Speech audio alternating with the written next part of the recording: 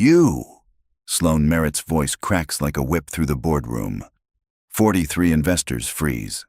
Every phone camera swivels toward the man in the doorway. Rumpled gray uniform, mop bucket, company ID badge reading maintenance. Do you have any idea how much money is being discussed in this room right now? Sloan rises from her chair at the head of the table, her Valentino suit worth more than his annual salary. Or are you just another minimum wage employee who thinks eavesdropping on his betters counts as career advancement? Ethan Graves's throat goes dry. His 7-year-old daughter Chloe is 3 floors below in the building's overnight care, waiting for Daddy to finish work. The insulin she needs costs $3,800 monthly, exactly why he can't afford to lose this job. Ma'am, I apologize. I was just... No. Grant Westfield cuts him off, standing with a predator's smile. As chief investment officer, he's Sloan's right hand and the most feared man at Merritt Capital. Ms. Merritt asked you a question. You've been standing out there for 15 minutes listening to strategies you couldn't possibly comprehend. So let's make this educational. He gestures to the massive screen behind Sloan. Charts, projections, risk models for a $2.3 billion trade set to execute in 90 minutes. Tell us, Janitor, what's your expert opinion on tomorrow's Nakamura Electronics acquisition? Should we invest our clients' money, or do you see some problem that 43 licensed professionals somehow missed? The room erupts in laughter.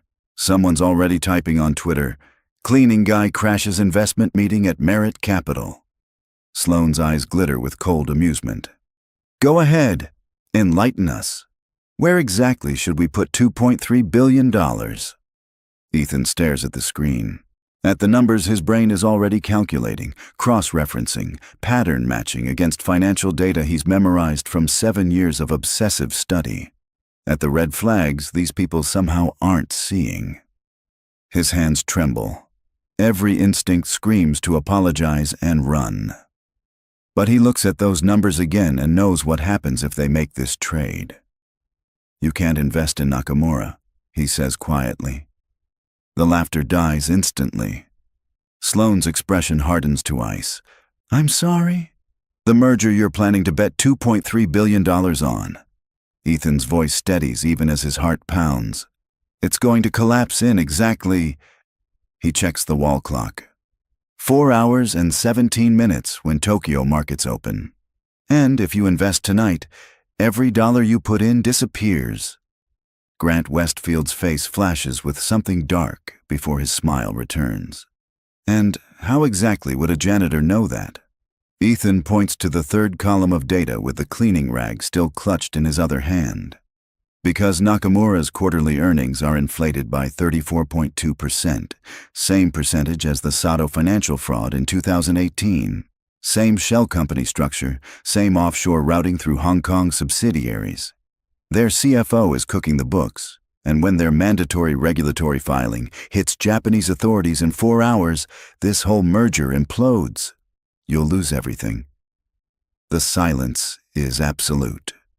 Sloan Merritt stares at the janitor who just deconstructed in 45 seconds what her team spent 6 weeks building. Her knuckles are white against the mahogany table. Who the hell are you? Ethan meets her gaze for the first time. Someone who's seen this exact pattern before. Someone who knows what fraud looks like when everyone else is too busy celebrating to notice.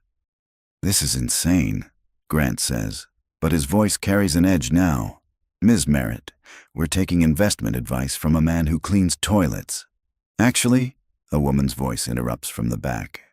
Jennifer Park, one of Sloan's senior analysts, is staring at her laptop with wide eyes. He might be right. I'm pulling Nakamura's subsidiary filings from the Hong Kong exchange right now, and there are discrepancies. Major ones. The room's energy shifts. Investors lean forward. Sloan's laser focus locks onto Ethan. You have 5 minutes, she says. Explain everything, and if you're wasting my time, security will escort you out permanently. Ethan sets down his mop bucket. His heart hammers against his ribs, but his mind is already organizing data, connecting patterns, building the case that might save these people billions, or destroy what little he has left. Nakamura Electronics reported $847 million in Q3 revenue, he begins. But if you cross-reference their Hong Kong subsidiary disclosures with Japanese domestic filings, the numbers don't match. There's a $289 million gap being funneled through shell companies in the Cayman Islands. The CFO, Takeshi Yamamoto, used this exact structure when he was at Sato Financial before their collapse. Jennifer's fingers fly across her keyboard. He's right. Yamamoto was Sato's VP of Finance until 2018. He left 3 months before the scandal broke. That's circumstantial, Grant says, but sweat is forming at his temples. We've done extensive due diligence. Your due diligence missed the subsidiary structure because you focused on consolidated statements, Ethan interrupts. But the pattern is there. Revenue inflation of exactly 34.2% achieved through intercompany transactions that don't actually represent real business. When Tokyo regulators publish their audit findings at 9 a.m. their time, the merger announcement gets pulled. Stock price crashes. Everyone who invested loses everything. Sloane picks up her phone. Margaret, get me the head of our Tokyo office, now! She looks at Ethan. If you're wrong about this, I'll make sure you never work in this building again, if you're right. She pauses. How does a janitor know this much about international securities fraud? Long story, Ethan says. I've got time. Before Ethan can answer, Jennifer speaks up again. Ms. Merritt, I'm finding more. The intercompany transactions he's talking about, they're real. And they follow the exact same pattern as Sato Financial before they collapsed. If we invest in this merger, we're not investing. Sloane's voice cuts through the room like steel. Cancel the Nakamura trade. All of it. Contact every client on the call list and tell them the deal is off. Sloane, we can't just... Grant starts. We can, and we are. Jennifer, I want a full audit of Nakamura's financials on my desk in 3 hours. Use every resource we have in Tokyo. She turns back to Ethan. You, my office. Now. The walk to Sloane's office feels like a death march. Ethan's hands won't stop shaking. Through the glass walls, he can see other employees staring. Word travels fast in buildings like this. By morning, everyone will know the janitor crashed an executive meeting and somehow convinced the CEO to cancel a multi-billion-dollar trade. Sloane's office occupies the corner of the 53rd floor. Floor-to-ceiling windows offer a God's view of Manhattan, the city spreading out in a glittering grid of ambition and money. The furniture probably costs more than Ethan makes in 5 years. Sit. Sloane doesn't look at him as she pours 2 glasses of water from a crystal decanter. She hands him one and leans against her desk, arms crossed. Start talking. Who are you really? Ethan drinks the entire glass. His mouth is desert dry. My name is Ethan Graves. 7 years ago, I was a senior analyst at Harrison & Pierce. Recognition flashes in Sloane's eyes. The firm that went under in the Princeton data scandal. I didn't work on Princeton data. I worked in emerging markets, mostly Asian securities. Ethan sets down the glass. But I found something. A pattern of fraudulent trades being routed through our Hong Kong office. $500 million moving through shell companies. When I reported it to the partners, they turned on you. They blamed me for the fraud. Said I'd been orchestrating it and got caught. I lost my licenses, my career, my marriage. Spent 2 years fighting criminal charges that eventually got dropped for lack of evidence, but by then my reputation was destroyed. No firm would touch me. Sloane studies him with an intensity that makes Ethan feel stripped bare. So you became a janitor. I needed health insurance. My daughter has juvenile diabetes. The medication costs nearly $4,000 a month. Merit Capital's janitorial contractor offers benefits that actually cover her treatment. So yes, I clean floors, and I listen, and I watch, because I never stopped studying markets, never stopped seeing patterns. I just couldn't do anything about it anymore. Until tonight. Until you forced me to speak. The intercom on Sloane's desk buzzes. Ms. Merritt, Tokyo office on line 1. They're confirming the discrepancies in Nakamura's filings. Sloane picks up the phone. Talk to me. She listens for 2 minutes. her expression growing darker. "Send me everything. I want documentation within the hour." She hangs up and looks at Ethan with something that might be respect. "You just saved this firm from the biggest loss in its history. Our Tokyo team confirms everything you said. Nakamura's merger announcement is being delayed pending regulatory investigation. If we'd invested, you would have lost $2.3 billion of your client's money. How much do we pay you to clean floors?" $32,000 a year plus benefits. Sloan laughs, a sharp, humorless sound. "I just paid Grant Westfield $800,000 in bonuses this year, and he missed fraud that a janitor spotted in 15 minutes. She walks to the window, her silhouette framed against the city lights. "What do you want?" Ethan Graves. "I want to keep my job. I need the insurance for my daughter." "That's the minimum you should want." Sloan turns around. "I'm offering you a trial position as a junior analyst, $60,000 base salary, full benefits, performance bonuses. You work with Jennifer's team for 3 months. If you're as good as tonight suggests, we make it permanent and discuss senior positions." Ethan's heart stops. "You're serious?" "I don't joke about money or talent. You have both. The question is whether you can do this job every day, not just once in a crisis." Her eyes narrow. "But I need to know. Are you running some kind of con? Because if this is corporate espionage or you're working for competitors..." "I'm not. I'm just a father trying to keep his daughter alive and healthy. That's all I've been for 7 years. Something in Sloane's expression softens almost imperceptibly. "Be here tomorrow at 8 a.m. Wear something that isn't a janitor's uniform. We'll see what you're really capable of." Ethan stands, his legs unsteady. "Thank you. I won't let you down. Don't thank me yet. Half this firm is going to hate you by tomorrow morning. The janitor who thinks he's smarter than licensed professionals. You'll have to prove yourself every single day."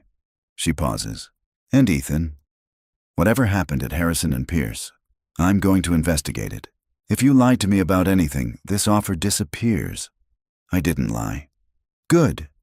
Now go get your daughter. It's late." Ethan leaves the office in a daze. The elevator ride down feels surreal. 3 hours ago, he was mopping floors. Now he has an analyst position at one of Manhattan's most prestigious firms. It doesn't feel real. It feels like the universe is playing a cruel joke that will collapse at any moment. Chloe is asleep in the building's overnight care facility when Ethan arrives. She's curled up in a small chair, her insulin pump visible under her Disney princess t-shirt. He gently wakes her. "Daddy?" She rubs her eyes. "Is it home time?" "Yeah, baby, it's home time. Did you finish cleaning all the floors?" Ethan picks her up, feeling the familiar weight of her against his chest. "I did something different tonight. I'll tell you about it tomorrow." "Okay." Chloe yawns and rests her head on his shoulder. "I love you, Daddy." "I love you too, Chloe. More than anything." As they leave the building, Ethan glances back at the lit windows of the 53rd floor. Sloane's office is still bright.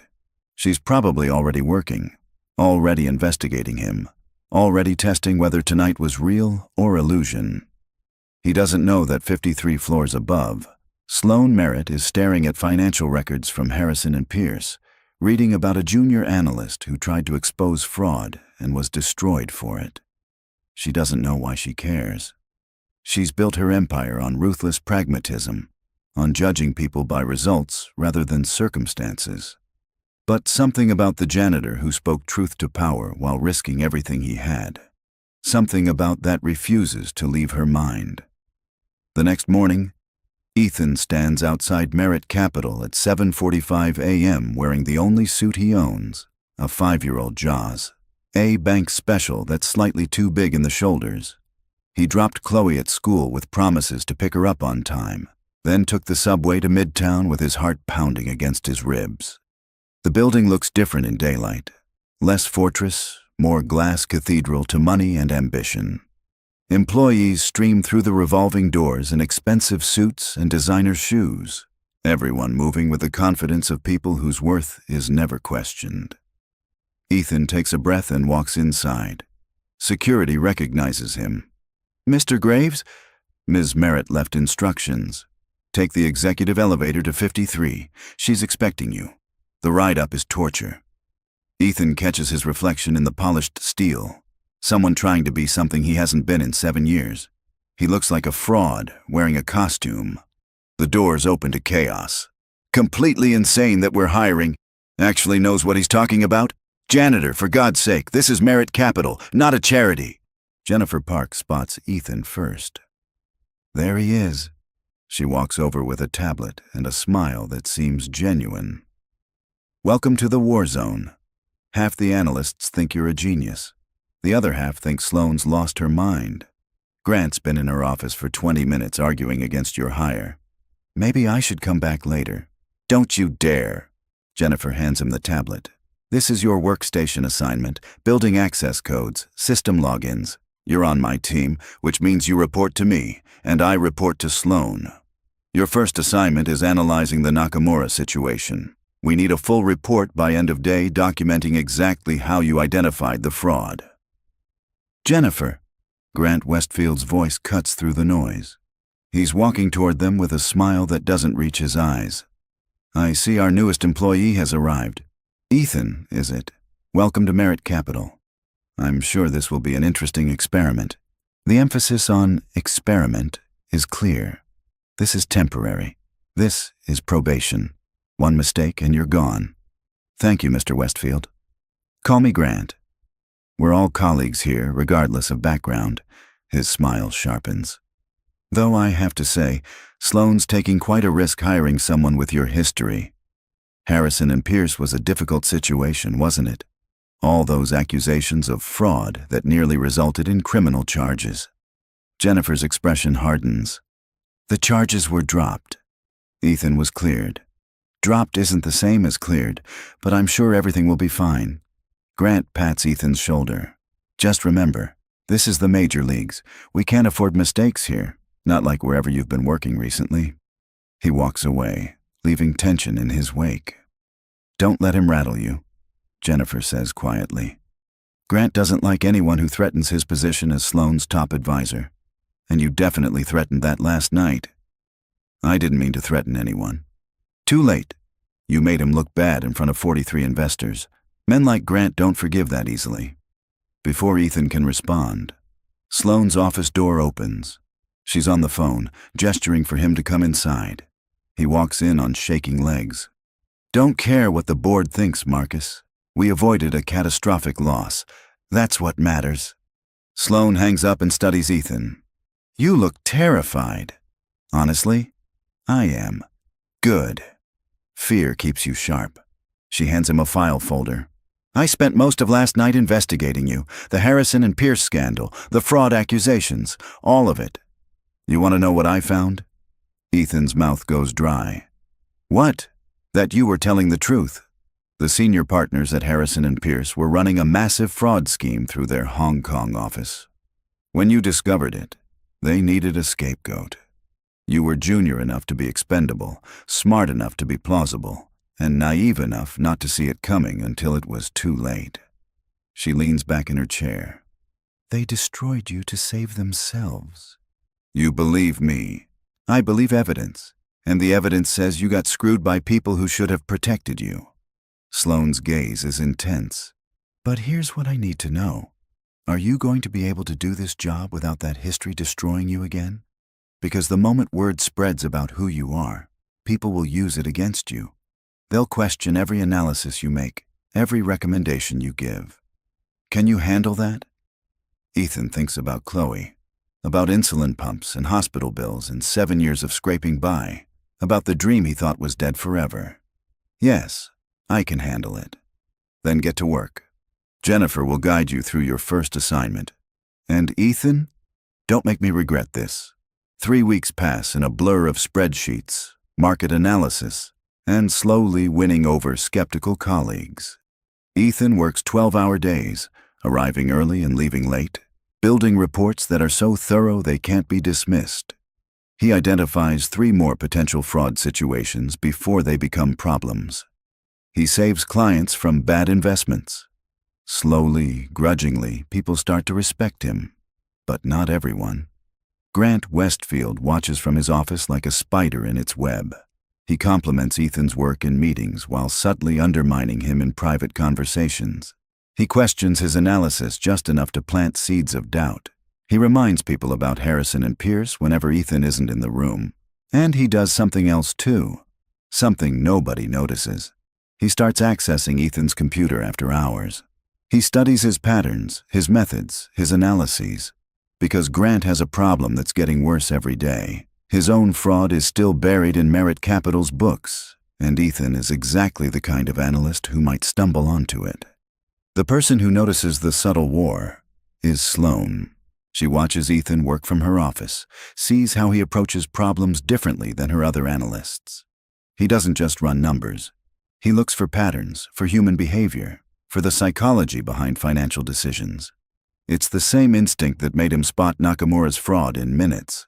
But she also sees how he struggles, how he eats lunch alone because other analysts haven't fully accepted him, how he leaves exactly at 5 p.m. every day to pick up his daughter, never staying for after-work drinks or networking events, how he's rebuilding a career while raising a child by himself. One evening, Sloane finds herself working late when Ethan returns to the building at 8 p.m. "You're back," she says, surprising him in the hallway. "Chloe's asleep."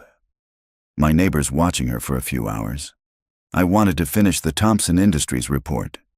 "You don't have to work nights to prove yourself." "Yes, I do."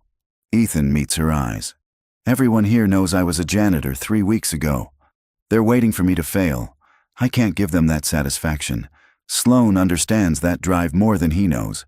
She built Merit Capital from nothing, fighting every day against men who said women couldn't run investment firms.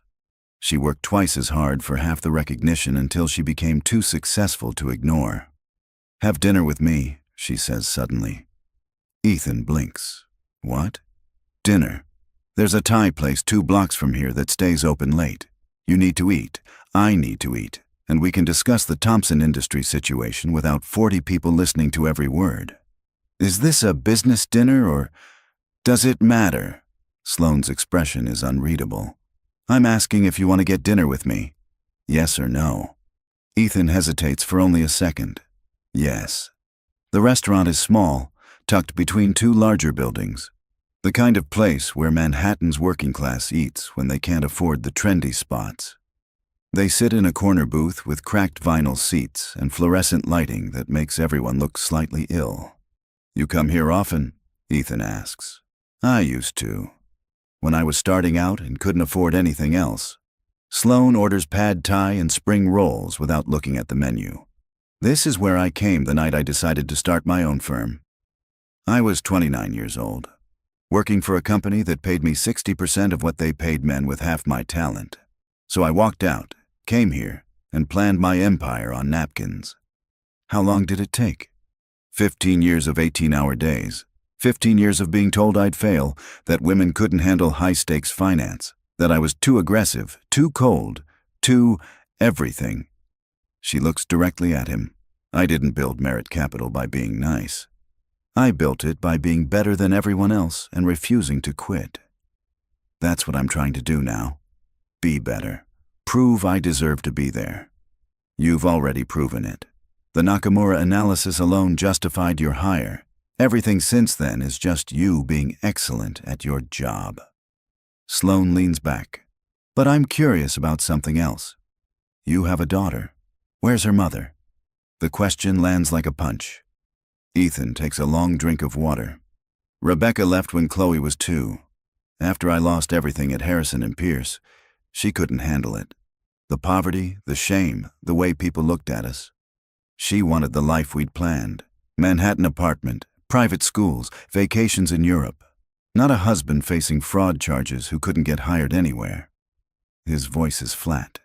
"She moved to California, remarried someone in tech. Sends a birthday card to Chloe twice a year. That's it.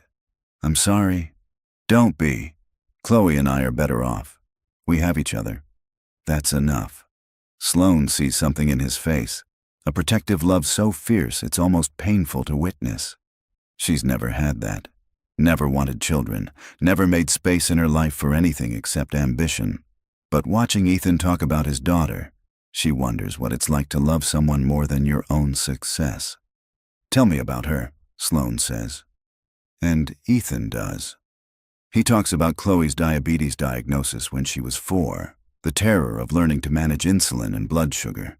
He talks about her love of drawing, how she wants to be an artist when she grows up. He talks about reading to her every night, the same princess books over and over because she never gets tired of happy endings. Sloane listens and realizes she's seeing a version of Ethan that doesn't exist at the office. Not the brilliant analyst, or the man fighting to prove himself. Just a father who loves his daughter with everything he has. "She's lucky to have you," Sloane says quietly. "I'm lucky to have her. She's the reason I didn't give up when everything fell apart. When I wanted to just disappear, she needed me. So I kept going." They talk until the restaurant closes at 11 p.m. About finance, about ambition, about the cost of success and the price of failure. When they finally leave, Manhattan is quieter, the streets emptying as the city transitions from day chaos to night hum. "Thank you for dinner," Ethan says. "We should do it again. Discuss cases, strategies." Sloane pauses. "This is still mostly professional." "Mostly? I'm still deciding." She hails a cab. "See you tomorrow, Ethan." As the cab pulls away, Ethan stands on the sidewalk wondering what just happened. Whether his boss just asked him to dinner as networking or something else.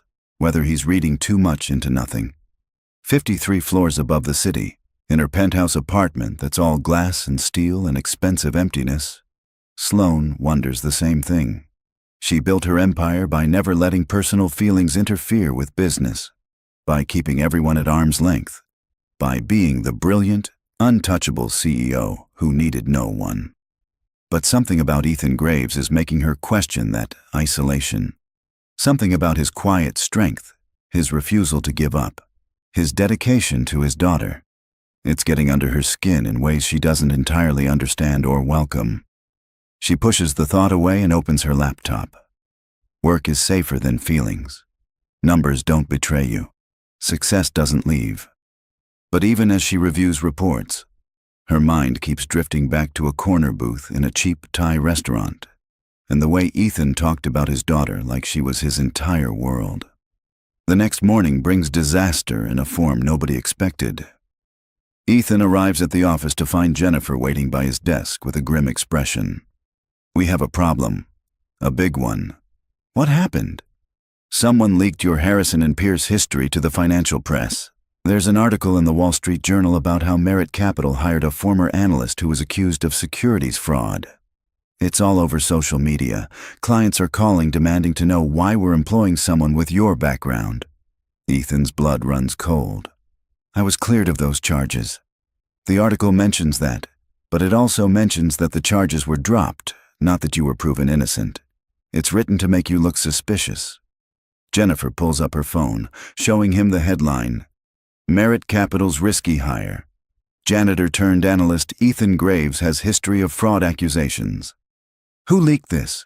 "We don't know. But someone inside this firm gave them information about your employment here.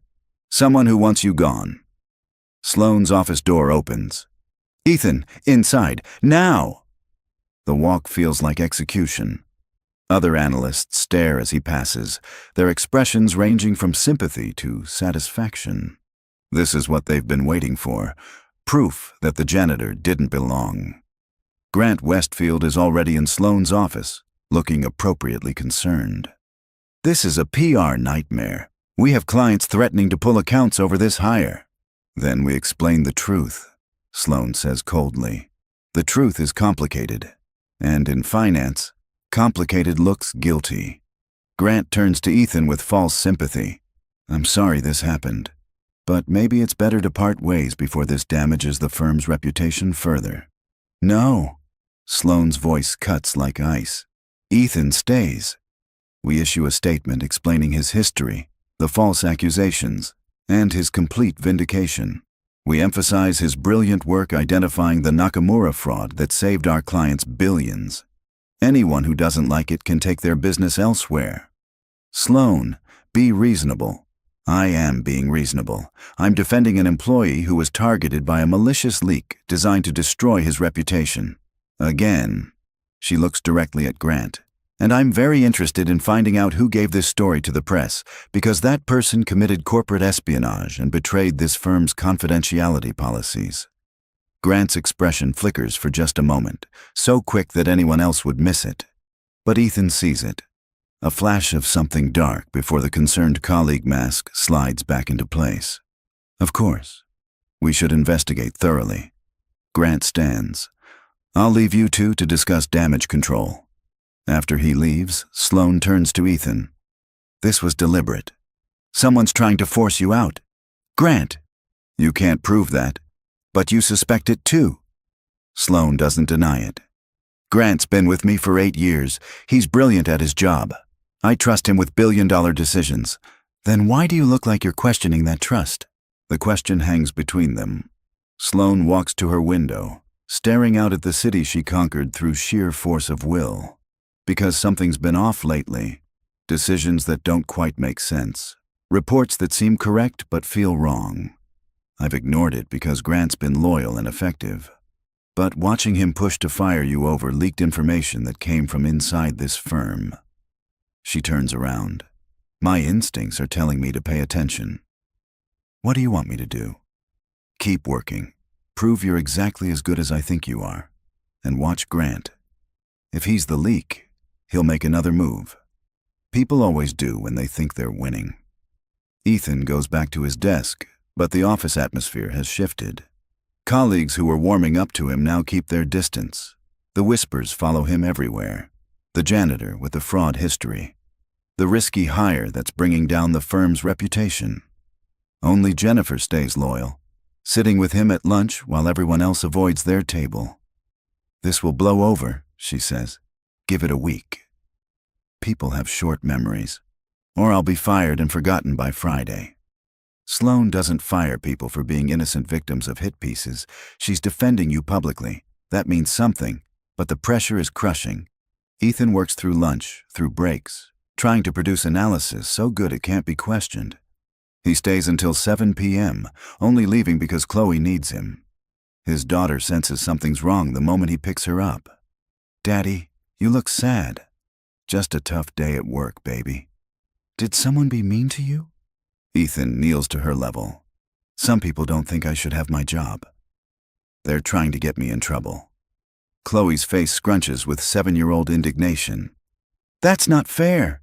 You're the smartest daddy in the whole world. Thank you, Chloe. But it's complicated. Can't you just show them you're smart? Like when you helped me with my math homework and I got an A. If only it were that simple. But Chloe's words plant a seed. He needs to produce something so undeniably brilliant that no one can question his value. Something that proves Sloane's faith in him wasn't misplaced. That night, after Chloe's asleep, Ethan opens his laptop and starts digging into something that's been bothering him for weeks. Small discrepancies in Merit Capital's Asian investments. Nothing obvious, but patterns that don't quite align. He follows the thread deeper, cross-referencing trades and subsidiary reports. And he finds something that makes his blood run cold. Someone has been systematically hiding losses in Merit Capital's Hong Kong accounts. Small amounts, never enough to trigger audits. But over 2 years, it adds up to over $200 million in missing funds. The same pattern he saw at Harrison and Pierce, the same structure that destroyed his career. And every suspicious trade has one name attached to its approval: Grant Westfield. Ethan's hands shake as he compiles the evidence. This is bigger than leaked articles or office politics. This is massive fraud happening right under Sloane's nose. But he can't just email her. If Grant finds out Ethan knows, he'll destroy the evidence and probably destroy Ethan too. He needs to be smart about this. Careful. Build an airtight case before revealing anything. But time is something he might not have. The next morning, Ethan arrives early to find his computer login disabled. His desk access cards don't work. When he tries to enter the analyst floor, security stops him. I'm sorry, Mr. Graves. Your building access has been suspended pending review. Review of what? I'm not authorized to discuss that. You'll need to speak with HR. Ethan's heart pounds as he takes the elevator to HR. The department head, a woman named Patricia Chen, looks uncomfortable when he walks in. Mr. Graves, please sit down. Why is my access suspended? There's been an allegation of improper computer use. Someone reported that you were accessing confidential files outside your authorization level. That's ridiculous. I've only accessed files Jennifer assigned to me. The report says you were reviewing Hong Kong subsidiary accounts at 11 p.m. last night from your home IP address. Those files require special clearance you don't have. Ethan's mind races. Someone was monitoring his computer activity. Someone saw him investigating the fraud and moved immediately to shut him down. This is a setup. Someone's trying to get me fired before I can expose what I found. Mr. Graves, making accusations without evidence. I have evidence. There's fraud happening in the Hong Kong accounts. Systematic theft over 2 years. I was gathering documentation to present to Miss Merritt. Patricia's expression shifts slightly. That's a serious allegation. Do you have proof? On my work computer, which I can't access because my credentials are disabled. I see. Patricia considers for a long moment. Wait here. She leaves for 10 minutes that feel like hours. When she returns, Sloane is with her. Explain, Sloane says without preamble. Ethan tells her everything. The patterns he noticed, the missing funds, the Hong Kong subsidiaries, Grant's name on every approval. He expects skepticism, accusations that he's making things up to save his job. Instead, Sloane's face goes very still. How much is missing? Over $200 million that I can document, possibly more. And you found this how? The same way I found Nakamura's fraud. Pattern recognition. The numbers don't lie if you know what to look for.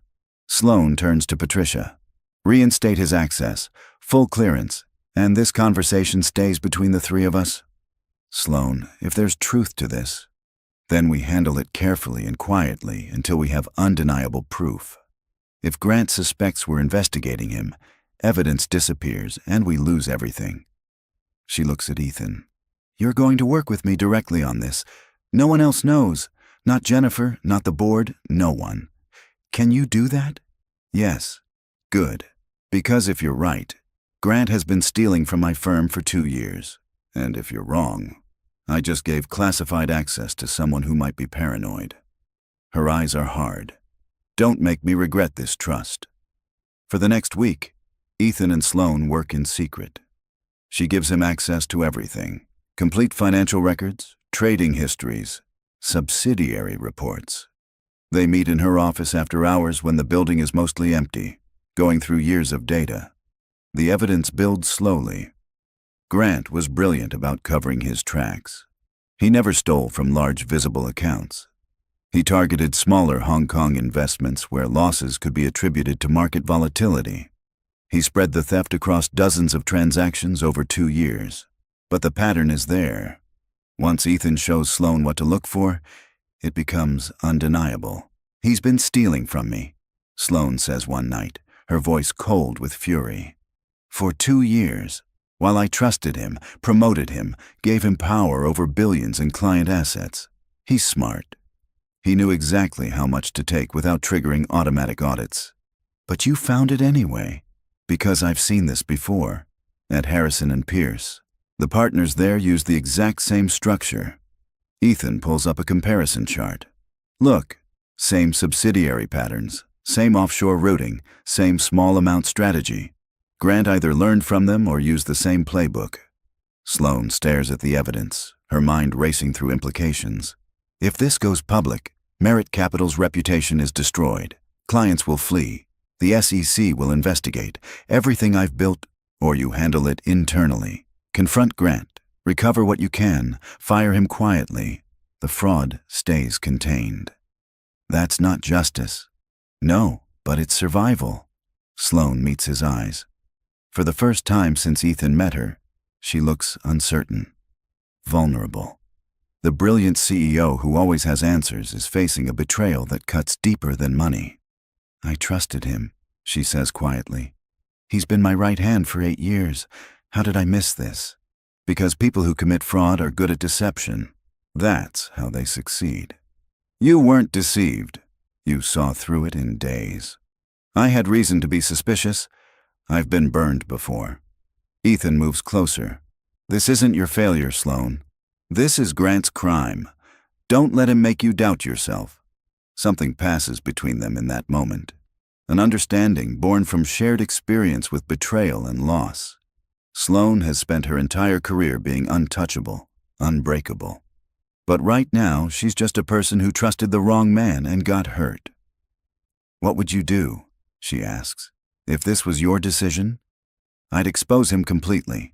Document everything, present it to the board and the SEC, let the legal system handle it.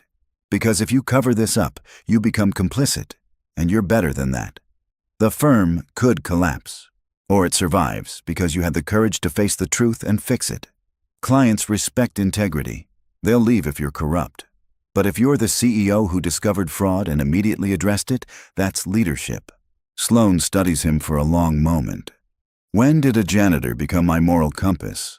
"About the time a billionaire CEO decided to give him a chance."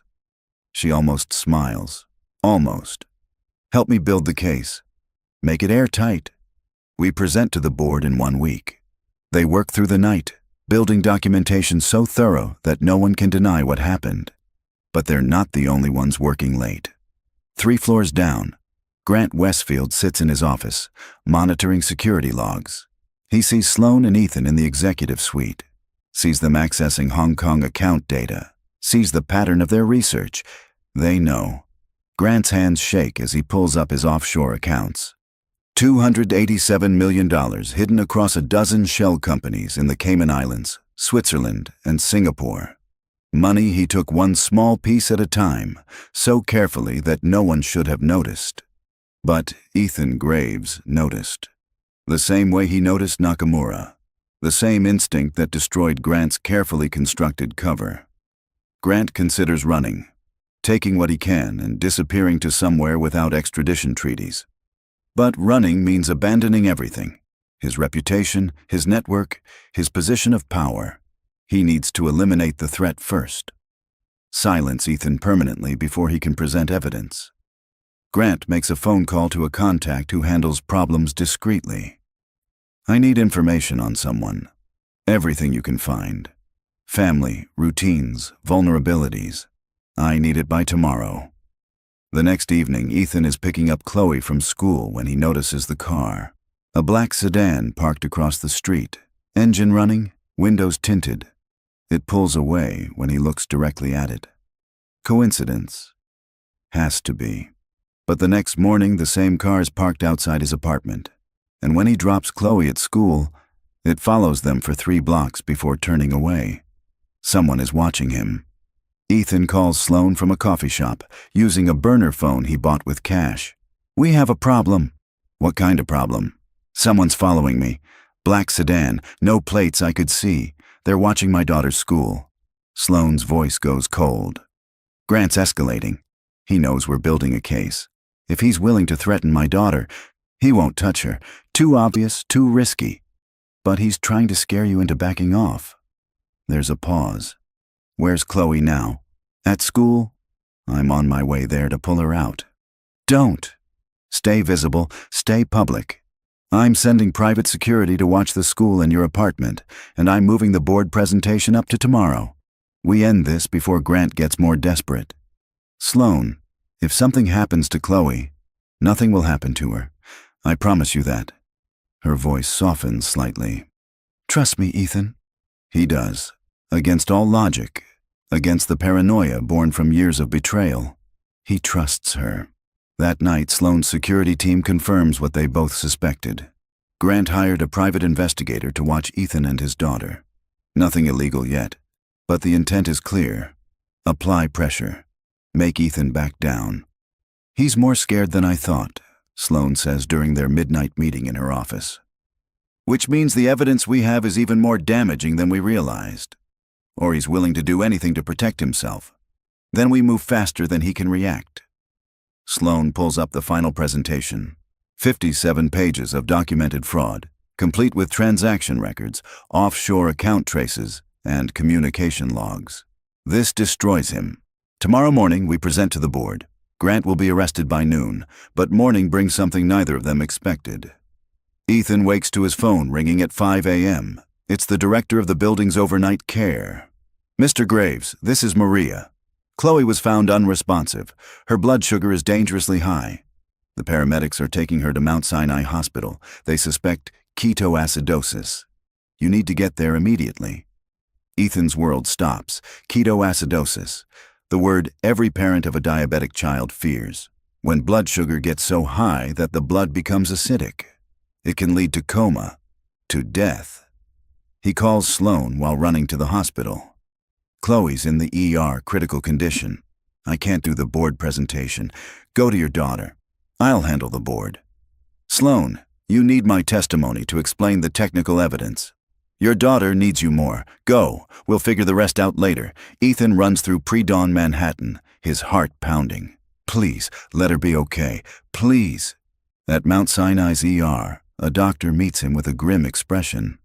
Mr. Graves? Your daughter's condition is serious. Her blood sugar was over 500 when she arrived. We're working to stabilize her, but she's unconscious. The next few hours are critical. Can I see her? Of course. Chloe looks impossibly small in the hospital bed. IV lines running into both arms, monitors beeping with her vital signs. Her face is pale, her breathing shallow. Ethan takes her hand. I'm here, baby. Daddy's here. You're going to be okay. But he doesn't know if that's true. Doesn't know if she'll wake up. Doesn't know if this is the crisis he's feared since her diagnosis. His phone buzzes with a text from Sloan. Board presentation moved to this afternoon. Grant requested the delay, claiming document verification needed. I think he's buying time. Call when you can. Ethan can't think about Grant or fraud or board presentations. His entire world is the small girl in the hospital bed, fighting for every breath. Hours pass. Doctors come and go. Chloe's blood sugar slowly drops from critical to merely dangerous. By noon, she's stable enough that the immediate crisis has passed. She'll need to stay several days for monitoring, the doctor explains. But she's going to recover. You got her here in time. Ethan collapses in the chair next to her bed, his whole body shaking with relief. Chloe's alive.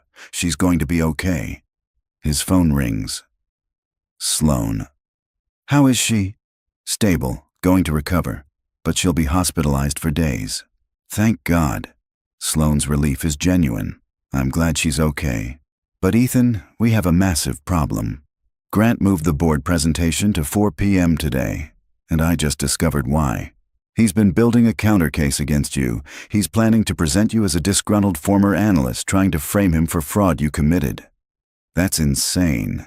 He has fake evidence, manipulated transaction logs that make it look like you accessed Hong Kong accounts months ago, before you even worked here. He's going to claim you hacked our systems while working as a janitor, stole money, and now you're blaming him to cover your tracks.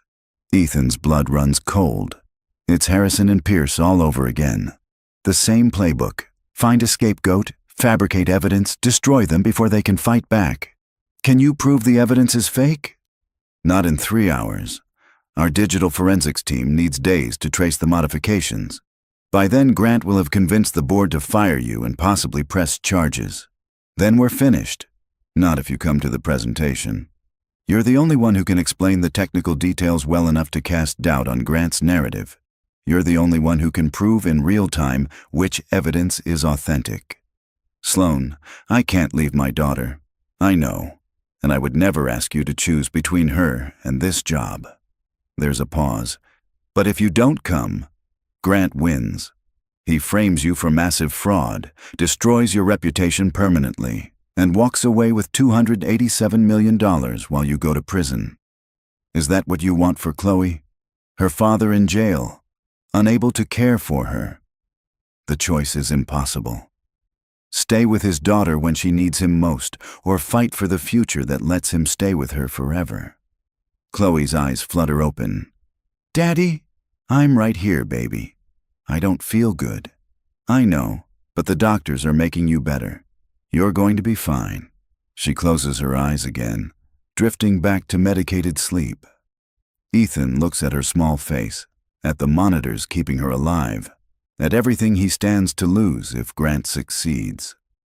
He calls Sloan back. I'll be there, but I need a favor. Anything. Send your security team to watch Chloe's hospital room.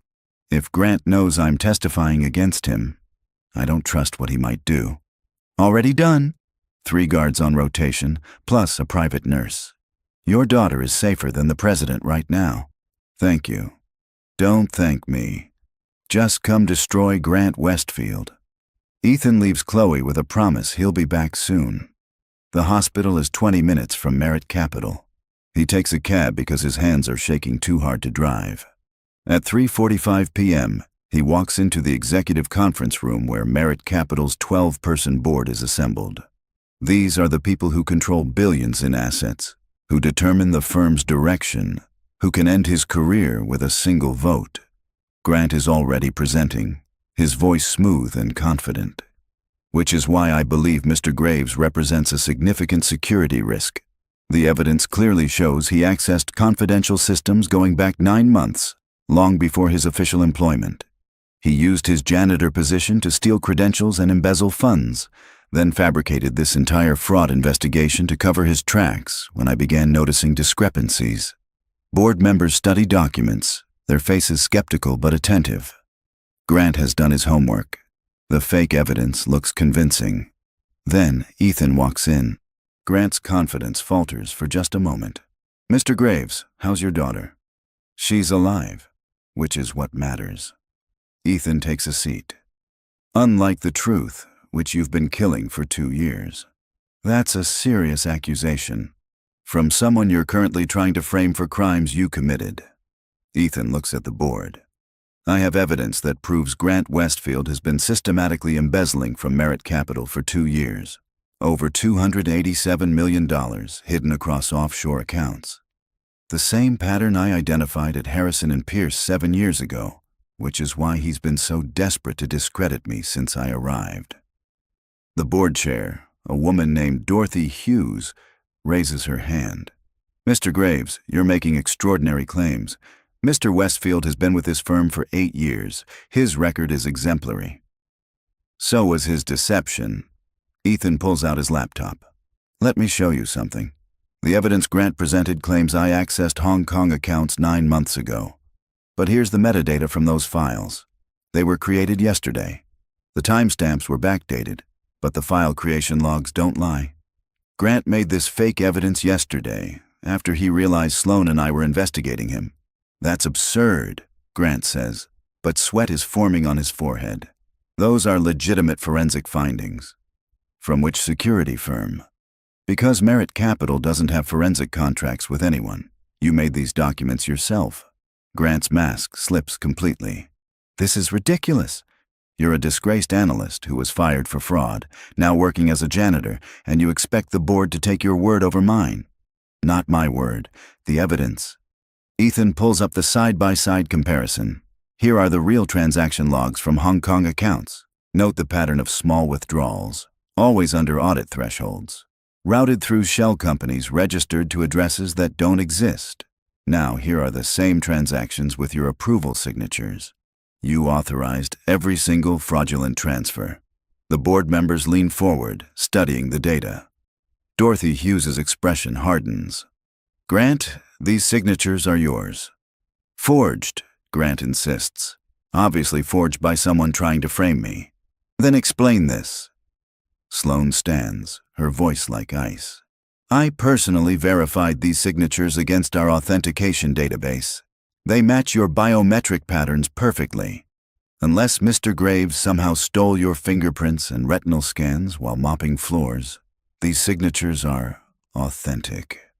The room goes silent. Grant looks around at faces that are no longer sympathetic, no longer believing. You're making a mistake, Grant says, his voice rising. This janitor is manipulating you, manipulating all of you. He's a con artist who... Enough. Dorothy Hughes silences him with a gesture. Mr. Westfield, this board is suspending your authority immediately pending a full investigation. Security will escort you out. You're not to access any company systems or contact any employees. Am I clear? You're really going to believe a janitor over me? A janitor? Grant's composure is completely gone now, his voice desperate. I built this firm's Asian portfolio. I brought in billions in revenue. And you're going to destroy me because some poor nobody made up a story. No, Sloan says quietly. We're going to investigate you because the evidence is undeniable. You stole from my firm. You betrayed my trust. And you tried to destroy an innocent man to cover it. She nods to security. Get him out of here. As guards escort Grant from the room, his protests fading down the hallway, Dorothy Hughes turns to Ethan. Mr. Graves, on behalf of this board, I apologize. We almost made a catastrophic mistake. You were deceived by someone very good at deception. Nevertheless, Dorothy glances at the other board members. I think I speak for everyone when I say we're grateful you had the courage to expose this fraud, despite significant personal risk. Ethan stands. If we're done here, I need to get back to the hospital. My daughter, go. Sloan touches his arm briefly. We'll handle the rest. The board will vote on formal actions tomorrow. For now, just be with Chloe. Ethan leaves the building in a daze. It's over. Grant is exposed. The fraud is documented. Justice is finally happening. But he won't feel relief until he's back at Mount Sinai, back at Chloe's bedside, making sure she's really okay. When he arrives at the hospital, Chloe is awake and alert, sitting up in bed with better color in her cheeks. Daddy! You came back. Of course I came back. I promised, didn't I? He hugs her carefully, mindful of the IV lines. How are you feeling? Better.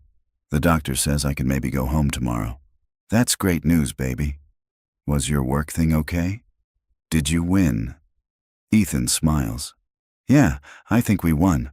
3 days later, Chloe is discharged with adjusted insulin protocols and careful instructions for monitoring. Ethan takes a week off work to care for her, making sure her blood sugar stabilizes. During that week, the news breaks. Major financial outlets report the arrest of Grant Westfield, former chief investment officer of Merit Capital, on charges of embezzling over $287 million. The SEC launches investigations. Grant's assets are frozen. His bail is set at $10 million, which he can't make because his hidden accounts are being seized. The story becomes bigger when details emerge about how the fraud was discovered by a former analyst named Ethan Graves, who was working as a janitor while raising his diabetic daughter alone. Human interest pieces appear in newspapers. Social media explodes with support. Someone starts a GoFundMe for Chloe's medical expenses that raises $200,000 in 48 hours. Ethan ignores all of it. He cares about one thing, his daughter recovering. Sloan visits on the third day with flowers and a stuffed bear for Chloe. Miss Merritt? Chloe grins. Daddy talks about you all the time. He does. Sloan glances at Ethan with amusement. He says you're really smart and really pretty, and you gave him his job back. Ethan's face burns. Chloe, maybe don't repeat everything you hear, but it's true. You did say she's pretty. I heard you tell Uncle Ben on the phone. Sloan laughs, a genuine sound that Ethan rarely hears. Well, thank you for the honest character reference. After Chloe falls asleep, Sloan and Ethan sit in the hospital room's uncomfortable chairs, talking quietly. The board voted to promote you, Sloan says. Senior analyst position, $120,000 salary, plus a special bonus for exposing the fraud. You saved the firm over $200 million in potential losses. I just did what needed to be done. Most people don't. Most people see corruption and look away because it's safer. You risked everything to tell the truth. She meets his eyes. That takes a special kind of courage, or a special kind of stupidity. Maybe both. Sloan smiles. But I'm glad you were stupid enough to speak up. For what it's worth, you've changed how I think about talent and worth. I spent my whole career believing success meant you were smart and failure meant you weren't. You proved that's wrong. Intelligence has nothing to do with circumstances. You gave me a chance when no one else would. That means more than any promotion. I gave you a chance because you were undeniably brilliant. The rest was just me getting past my own biases. She pauses. When Chloe's fully recovered, I'd like to take you both to dinner. Somewhere that isn't a Thai restaurant at midnight. Is this professional or personal? I'm still deciding, Sloane says, echoing their first dinner conversation. But I'm leaning toward personal. Good. Because so am I. 6 months pass like a dream that refuses to become a nightmare. Grant Westfield pleads guilty to multiple counts of securities fraud and embezzlement. He's sentenced to 18 years in federal prison. The $287 million is recovered and returned to Merit Capital's clients. Ethan thrives in his senior analyst role. His insights reshape how the firm evaluates emerging markets. He becomes known not just as the janitor who exposed fraud, but as one of the most talented analysts in Manhattan. Headhunters call weekly with offers he politely declines. Chloe's health stabilizes with better insurance and consistent care. She starts art classes on weekends, and her drawings cover Ethan's new apartment. A 2-bedroom in a better neighborhood with actual closets and windows that don't rattle in the wind. And Sloane? Sloane becomes something Ethan never expected. A partner in every sense of the word. They're careful at first. Dinner dates that could technically be business meetings. Coffee breaks that last too long to be innocent. Conversations that drift from markets to movies to the kind of personal stories people only share when they're falling in love. The relationship develops slowly, naturally, like two people who've both been hurt learning to trust again. Sloane introduces Ethan to her world of galas and fundraisers and high society events, where he's initially uncomfortable until he realizes these people aren't that different from anywhere else. Just richer and more likely to talk about their problems. Ethan introduces Sloane to Chloe carefully, making sure his daughter understands this isn't just Daddy's boss, but someone who might become more important. Chloe approves immediately, declaring that Ms. Merritt is super nice and really pretty, and she bought me the best art supplies ever. By the time autumn arrives, they're not hiding the relationship anymore. Office gossip runs wild. The billionaire CEO dating the former janitor she hired. Some people think it's romantic, others think it's scandalous. Neither Sloane nor Ethan cares. One evening, Sloane takes Ethan to the observation deck at Top of the Rock. Manhattan spreads out beneath them in a glittering grid of ambition and possibility. I used to come here when I was building the firm, Sloane says. I'd look down at the city and think about conquering it. About proving I was better than everyone who said I'd fail. Did you conquer it? I built $1 billion company. I have everything I worked for. She turns to face him. But standing here with you, I realize how lonely that success was. I spent 15 years winning, and I never stopped to ask what I was winning for. And now? Now I know. It's not about conquering the city. It's about finding someone who sees you as more than your success or your failures. Someone who values who you are, not what you've achieved. Ethan takes her hands. You gave me my life back. You believed in me when no one else would. You fought for me even when it would have been easier to let me go. You did the same for me. You saved my company, exposed corruption I was too blind to see, and showed me that real intelligence doesn't wear expensive suits. She smiles. Plus, my board loves you. Dorothy Hughes asked when we're getting married. She did not. She did. Apparently, our relationship is adorably unexpected and good for company morale. Ethan laughs. Well, when a board member suggests marriage, is that a proposal? Maybe. Would you say yes? Sloane pretends to consider. I'd need to review the terms, negotiate conditions, draft appropriate contracts. Of course. Very professional. But assuming the terms are favorable. She kisses him. Yes, I'd say yes. They stand there as the city lights flicker to life below them. Two people who found each other in the most unlikely circumstances and built something neither expected. 1 year later, they're married in a small ceremony at Central Park. Chloe is the flower girl, taking her role very seriously. Jennifer is Sloane's maid of honor. Dorothy Hughes attends and cries during the vows. Grant Westfield watches coverage of the wedding on the television in his federal prison cell, bitter and alone, understanding too late that the janitor he tried to destroy was always smarter than him. The reception is held at the same Thai restaurant where Sloane and Ethan had their first dinner. She insists on it, wanting to remember where everything changed, where a billionaire CEO and a janitor became just two people talking honestly over pad thai and spring rolls. Ethan gives a toast that makes everyone laugh and cry.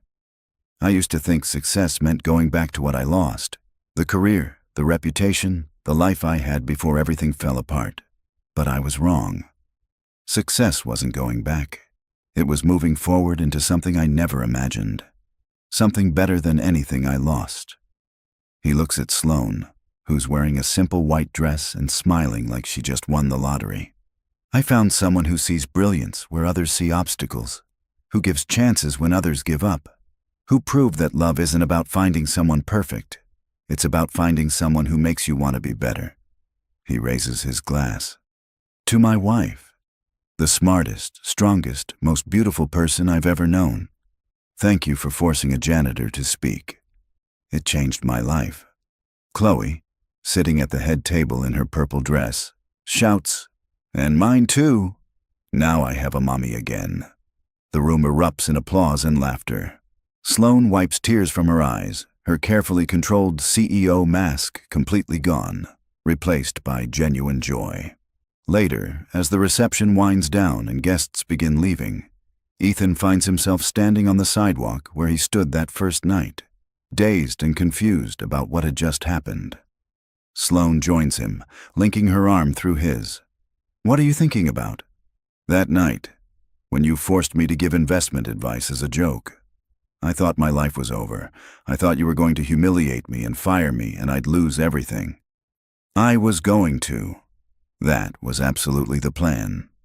Sloane leans her head on his shoulder. "But then you opened your mouth and everything I believed about intelligence and worth and who deserves opportunities just exploded. You destroyed my worldview in 45 seconds. Sorry about that. Don't be. It was the best thing that ever happened to me." She smiles.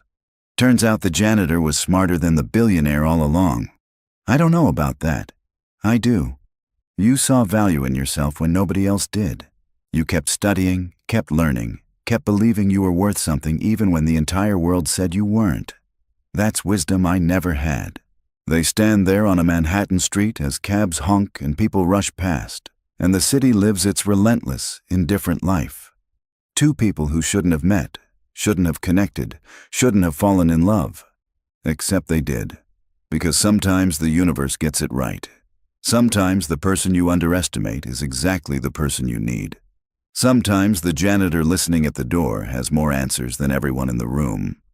And sometimes, when a billionaire CEO forces someone to speak, expecting a joke, they get the truth that changes everything instead. Chloe runs out of the restaurant, her face covered in cake frosting. "Daddy! Mom! They're cutting the cake again and you're missing it." "We're coming, baby." Ethan scoops her up. "Can't miss the cake." As they walk back inside, Sloane catches Ethan's hand. "I love you." "I love you too." "No, I mean, I really love you. The kind of love where I can't imagine my life without you in it. Where everything before feels like practice for finding you." Ethan stops walking, right there on the sidewalk with their daughter in his arms and wedding guests visible through the restaurant windows. He kisses Sloane like they're the only two people in the city. "I know exactly what you mean, because I feel the same way." They go back inside to cut cake and dance badly, and celebrate the impossible love story that started with fraud accusations and janitor's uniforms and a woman who chose to listen when she could have chosen to dismiss. 15 years later, the story is still told at Merit Capital as legend. How the firm's CEO married the janitor who saved the company and exposed massive fraud. How their daughter Chloe, the little girl with diabetes who inspired her father's courage, graduated from Yale's art program and opened a gallery showcasing work by artists from disadvantaged backgrounds. How Sloane and Ethan built not just a successful firm, but a family that proved intelligence, worth, and love have nothing to do with where you start, only with who you choose to become. And how sometimes the most valuable advice comes from the person nobody expects. The one cleaning floors while everyone else talks, the one listening while everyone else performs. The one who sees patterns nobody else notices because they're too busy assuming they already know everything. The janitor who became a senior partner. The billionaire who learned humility. The daughter who inspired courage. The love story that started with the cruelest test and ended with the most beautiful truth. That brilliance doesn't announce itself with credentials and corner offices. Sometimes it pushes a mop bucket and waits quietly for someone brave enough to ask its opinion. And when someone finally does, everything changes. If you're hearing this, it means you stayed to the very end. Thank you. That honestly means the world to me. I really hope you got something out of it. Maybe a new way of looking at things, a moment of peace, or just a good escape from the everyday. If you did, I'd genuinely love to hear about it in the comments. You see, we're on a mission here, to prove that deep, meaningful stories still have a place in this world. When you subscribe, it's like you're telling us, keep going. When you hit that like button, you're giving the story a little push so it can find the next person who might need it. Don't forget those notifications so you know when the next one is ready. From me to you, thank you for being here. Carry the best parts of this one with you.